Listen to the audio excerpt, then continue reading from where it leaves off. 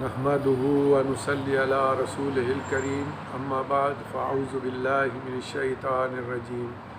بسم اللہ الرحمن الرحیم۔ میرے محترم ناظرین و سامعین، کل جیسے ہی لانگ مارچ کو دیکھ رہے تھے اور اچانک سے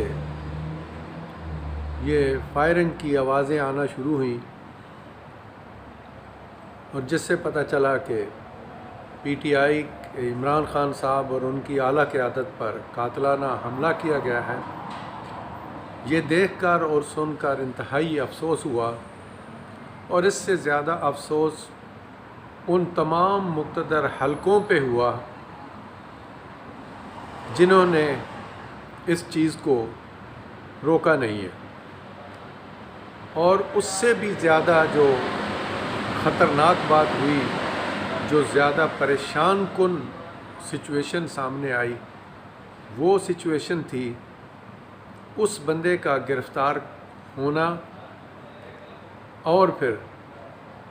فوری طور پر اس کا ایک انٹرویو جو مختلف ٹیلی ویژنوں پر پی ٹی آئی سمیت فوری طور پر چلا دینا۔ یہ سب انتہائی خطرناک اور انتہائی پرسازش ایک منصوبہ تھا، لیکن اللہ سبحانہ تعالیٰ فرماتے ہیں کہ انسان اپنی تدبیر کرتا ہے اور میں اپنی تدبیر کرتا ہوں، اور اس میں کوئی شک نہیں کہ میں سب سے بہترین تدبیر کرنے والا ہوں۔ سب نے دیکھا کہ الحمدللہ رب العالمین اتنے پلان کیے ہوئے منصوبے کے باوجود بھی اس رب العالمین نے بہت زیادہ نقصان سے اس ملک کو بچایا۔ یہ جس دن رجیم چینج ہوئی تھی اور یہ جو ایک فارن ایجنڈا پاکستان میں اب مسلط کیا گیا تھا، اسی وقت صورتحال جو تھی وہ نظر آ رہی تھی کہ یہ آگے آ کے کیا کرنے والے ہیں۔ لیکن افسوس ہمیں اپنے ملک کے ان اداروں پر ہے جن اداروں کے ہوتے ہوئے ایک ایسا گروہ مسلط کر دیا گیا پاکستان پر کہ جس کے بارے میں پوری دنیا میں جگ ہسائی ہوئی پاکستان کی۔ افسوس، صد افسوس۔ اس پورے واقعہ کی اسلامک ویلفیئر ایسوسی ایشن کے چیئرمین کی حیثیت سے اور اسلامک نیشنل پارٹی کے بانی کی حیثیت سے میں پرزور مذمت کرتا ہوں، اور میری جماعت کا ہر فرد اس کی پرزور مذمت کرتا ہے۔ ہمیں اس چیز سے غرض نہیں ہے کہ عمران خان صاحب ایک جماعت کے سربراہ ہے۔ افسوس اس بات کا ہے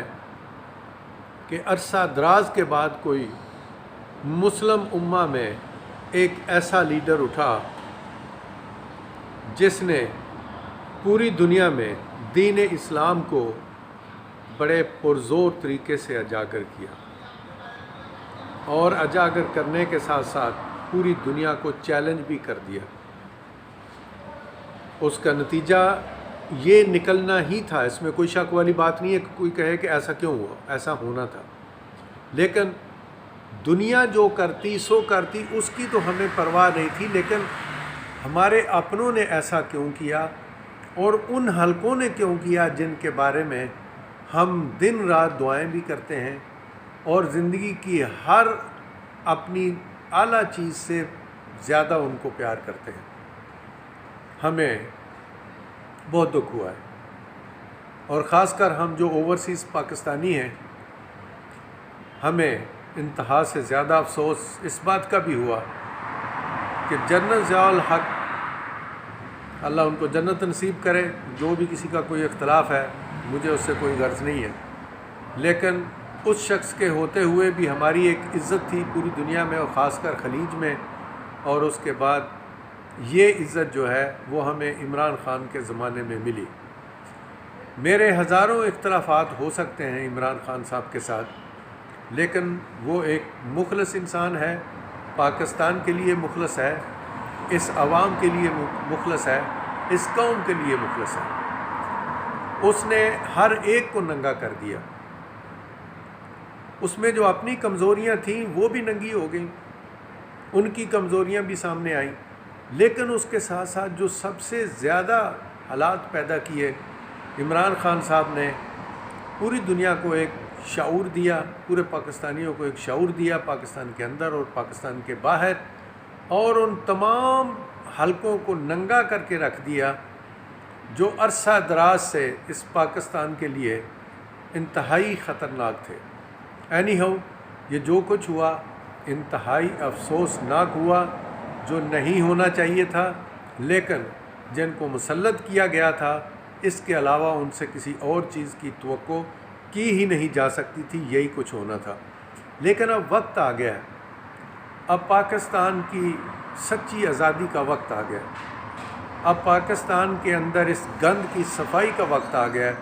اور انشاءاللہ باذن اللہ یہ صفائی اب ہو کے رہے گی۔ یہ اللہ کے ہاں فیصلے ہو چکے ہیں، وہ فیصلے کرنے والے نے فیصلہ کر دیا ہے، پاکستان انشاءاللہ باذن اللہ اسلام کا گہوارہ بنے گا، اور عن قریب پوری دنیا اسلام سے مستفید ہوگی اس پاکستان کے ذریعے سے۔ اس پاکستان کے اندر اسلامی معاشی اور معاشرتی نظام انشاءاللہ عن قریب نافذ العمل ہوگا، جس سے لوگوں کو انصاف بھی ملے گا، اور ایسے تمام ان لوگوں کو ایک بڑے عذاب سے گزرنا پڑے گا جنہوں نے اس ملک اور قوم کے ساتھ دھوکہ کیا ہے۔